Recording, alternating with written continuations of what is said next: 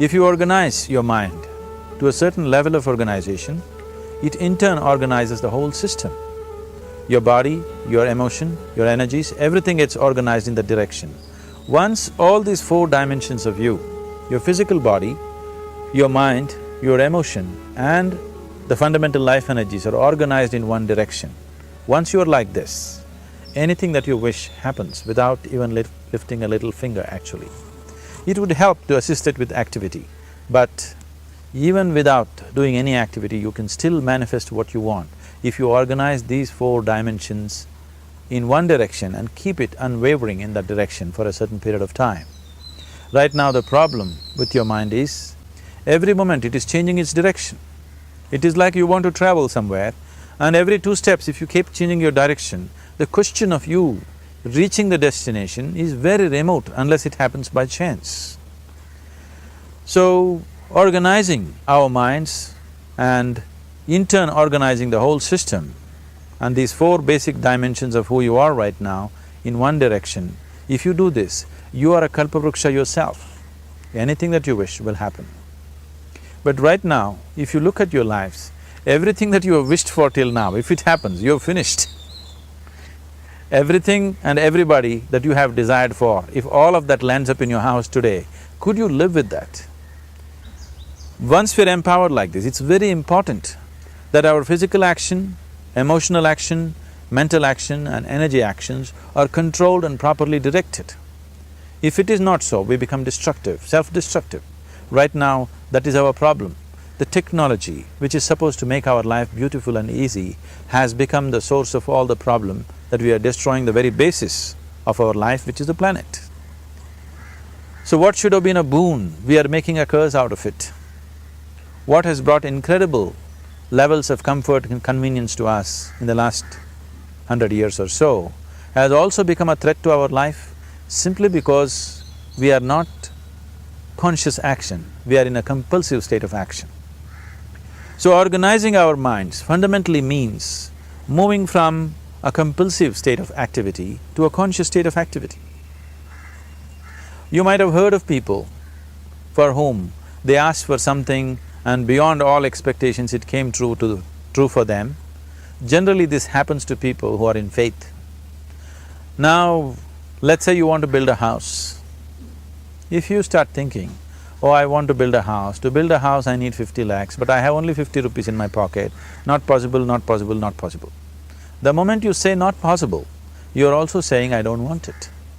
So on one level, you're creating a desire that you want something, on another level, you're saying I don't want it. So in this conflict, it may not happen. Someone who has some faith in a god or in a temple or whatever, who is simple-minded, faith works only for those people who are simple-minded. Thinking people, people who are too much thinking, for them it never works. A childlike person who has a simple faith in his god or his temple or whatever, he goes to the temple and says, Shiva, I want a house. I don't know how, you must make it for me. Now in his mind there are no negative thoughts. Will it happen? Will it not happen? Is it possible? Is it not possible? These things are completely removed by this simple act of faith. Now he believes Shiva will do it for him and it will happen. So is Shiva going to come and build your house? No, I want you to understand, God will not lift his little finger for you. What you refer to as God is the source of creation. As a creator, he has done a phenomenal job, there's no question about it. Could you think of a better creation than this? Is it in anybody's imagination to think anything better than what is there right now? So as a creator, he has done his job wonderfully well, but if you want life to happen the way you want it, because right now, the very crux of your happiness and your well-being is this, if at all if you're unhappy, the only and only reason why you're unhappy is life is not happening the way you think it should happen. That's all it is. So if life is not happening the way you think it should happen, you're unhappy. If life happens the way you think it should happen, you are happy. It's as simple as that. So if life has to happen the way you think it should happen, first of all, how you think, with how much focus you think, how much stability is there in your thought, and how much reverberance is there in the thought process, will determine whether your thought will become a reality or is it just an empty thought. Or how you do not create any impediments for your thought by creating negative thought process. This possible, is something possible or not possible, is destroying humanity. What is possible and not possible is not your business, it's nature's business. Your business is just to strive for what you want. Right now you're sitting here. If I ask you two simple questions, I want you to just look at this and answer this. Right now from where you're sitting, can you just fly off? You say no. Right now from where you're sitting, can you get up and walk? You'll say yes. What is the basis of this? Why you say no to flying and yes to walking? Because past experience of life, many times you've gotten up and walked, never did you fly off. Or in other words, you're using the past experience of life as a basis for deciding whether something is possible or not possible.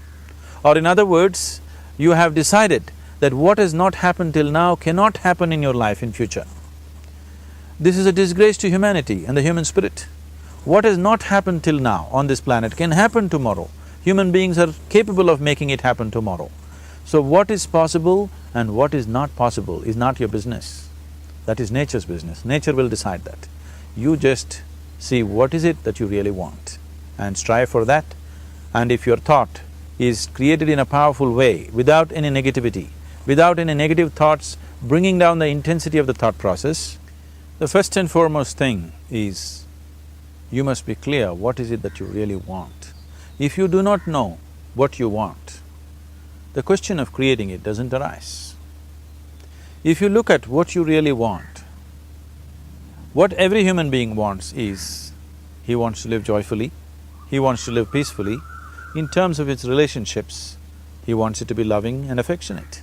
Or in other words, all that any human being is seeking for is pleasantness within himself, pleasantness around him. This pleasantness, if it happens in our body, we call this health and pleasure. If it happens in our mind, we call this peace and joy.